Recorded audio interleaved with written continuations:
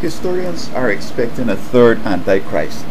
They're saying that the first Antichrist was Napoleon, Bonaparte Napoleon. The second was Saddam Hussein, and they're looking for the third. Now, the person who attracted me most or fascinated me most was one who claims to be a specialist in discerning who are prophets. And he holds up Nostradamus as a prophet, and Nostradamus was a psychic. Now, a prophet is supposed to be someone that is working with God. God has called him, ordained him, and given him predictions and understandings and so forth. And Nostradamus was not in that realm.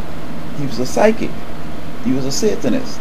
So all his predictions and all his talk is just, you could just lay it aside. Now, the Antichrist is just simply one who's against Christ. It's not that he's going to be fighting people and all that.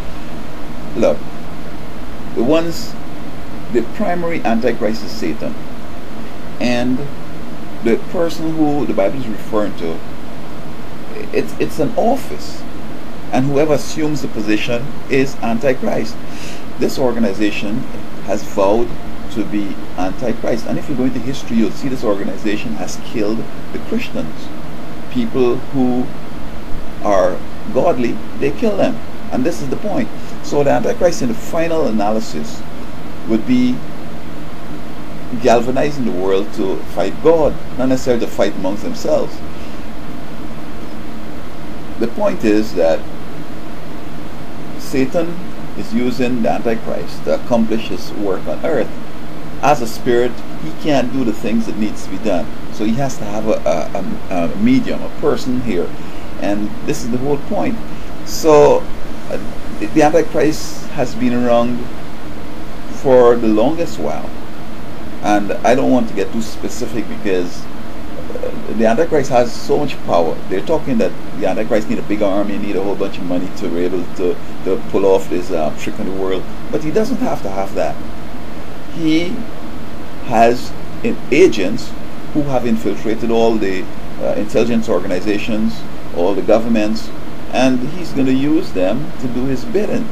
The Bible says that he's going to cause one to make an image to the beast, and they're going to go on that. So my understanding is that the Antichrist is going to be a diplomat.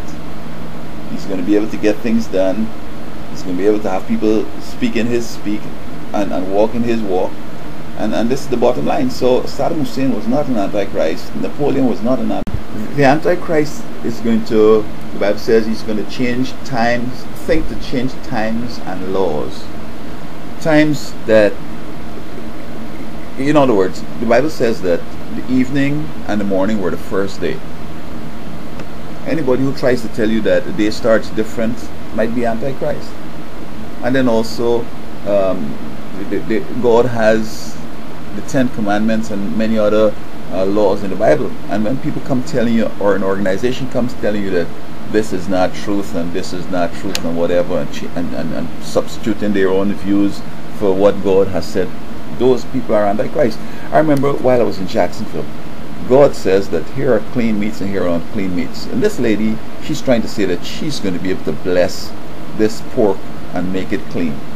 Stuff like that they'll be doing. So don't be fooled by these people coming up with all kind of different fictitious things. Who's the Antichrist? The Antichrist has always been around. It's an organization, it's an office, and whoever comes on basically is going to be doing the thing. And one other thing, the Antichrist is going to be coming out of Europe.